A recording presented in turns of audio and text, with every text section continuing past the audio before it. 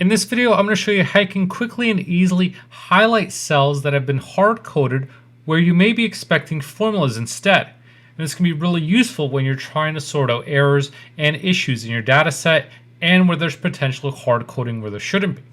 So I'm going to select my entire column in column J for total sales because these are formulas where I'm taking the value in G multiplying it by H. So product price multiplied by units sold. So by looking at this, you can't tell if there's been any hard coding in column J, but we're going to fix that.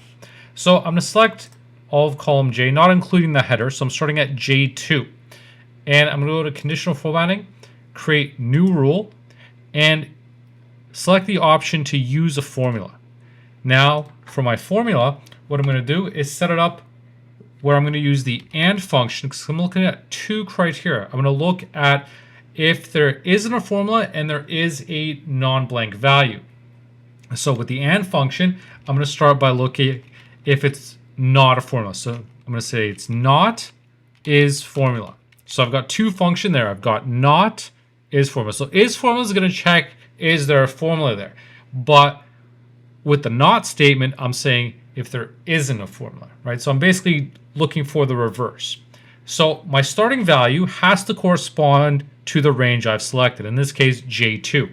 So I'm looking at if J2 is not a formula, and this is why I'm closing it. And then the second one, the second argument that I'm going to have my condition for is if J2 is not equal to blank. So in other words, there's something there.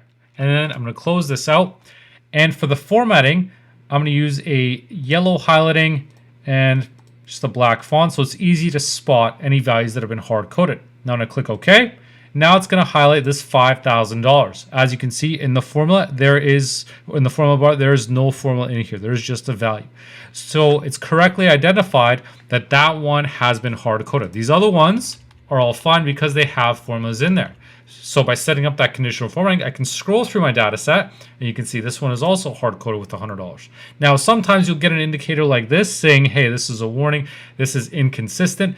But if you're working with a large data set and you don't want to be looking for these tiny little green triangles, then using conditional formatting is a lot easier to set up and it's a lot easier to spot from far away. Here's another value, 4,400. Again, no formula in here, just the hard-coded value.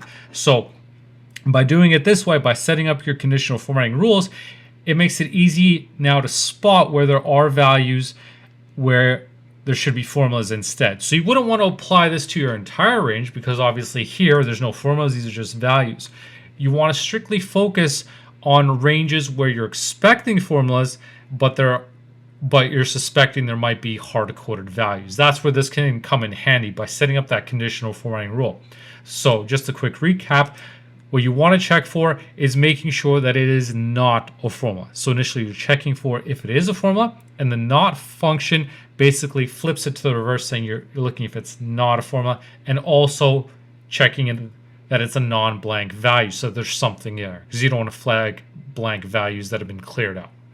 So that's a wrap for this video. I hope you did like it and you learned something. If you did, please make sure to leave a like and subscribe for more.